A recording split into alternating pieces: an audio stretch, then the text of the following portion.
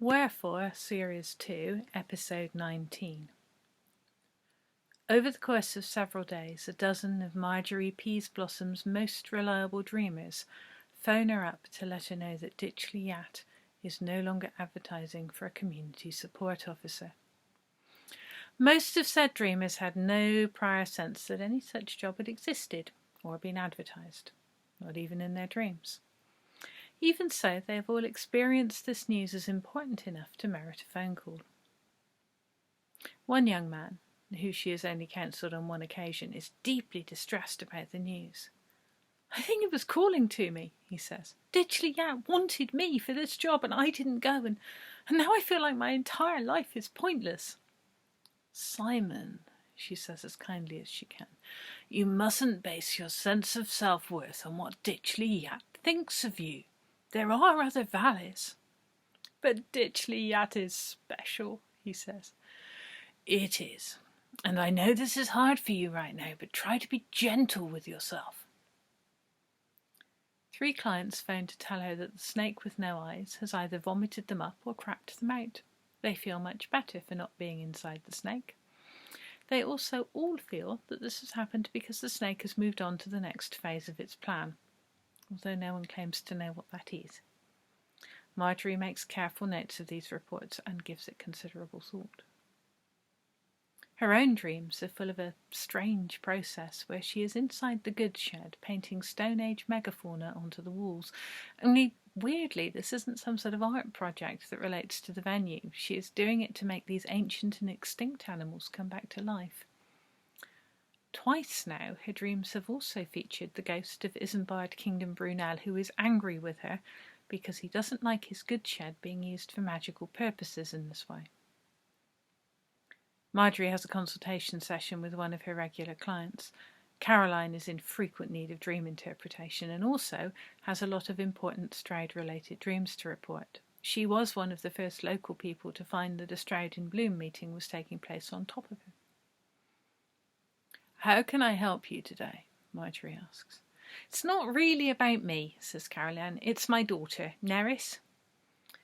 Normally, Marjorie would not discuss an adult's dream with their parent. However, Caroline is a long-standing client and an important dream reporter. Further, Marjorie has met Nerys and found the young lady uncomfortable to deal with. She has no desire to try any additional counselling with Nerys, and she knows how persistent Caroline can be. It seems best, therefore, to just humour her. "How is Nerys?" Marjorie asks. "Difficult as ever, but she keeps having dreams that her girlfriend has gone off to Ditchley Yat and wants to try and find her.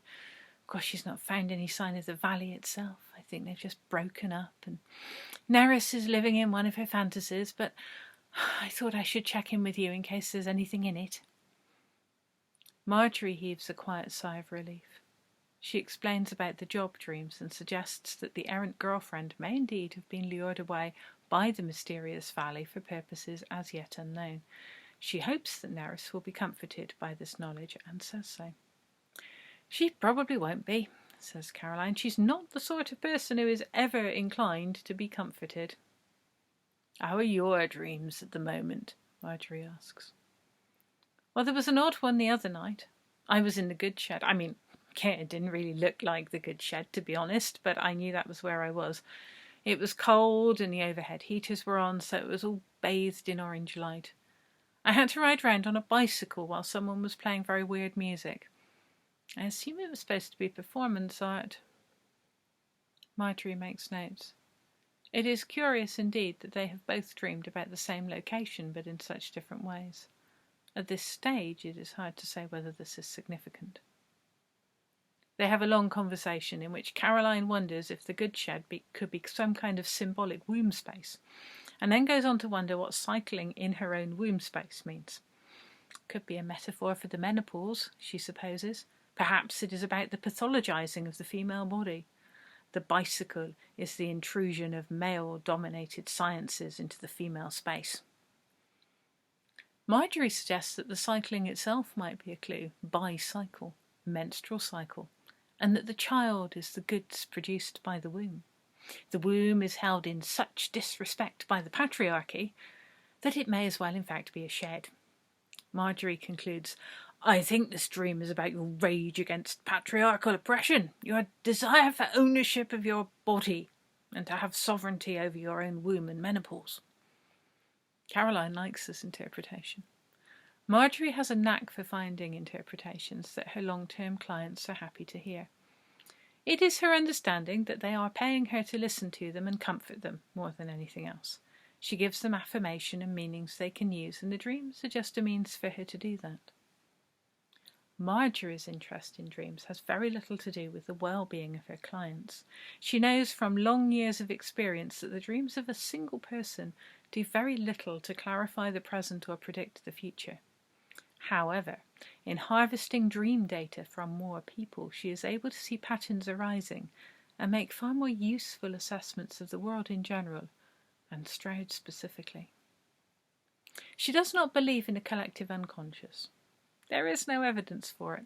However, dreaming is such a porous state that it lets things in. When significant supernatural forces are in motion, they leave ripples in the dreams of people. If you can see enough of the ripples, you can see where the original disturbance occurred. If you are alert to the ripples, you can sometimes even glimpse what has caused them. A falling nut, a rising fish, a passing otter. One of the downsides of being a dream therapist is that Marjorie can sometimes get so caught up in her own metaphors that she loses touch with whatever she was originally trying to figure out. This is how she finds herself wondering whether the goods shed is a metaphorical otter, and what it is hunting for, and whether it will leave a discernible trail of bubbles.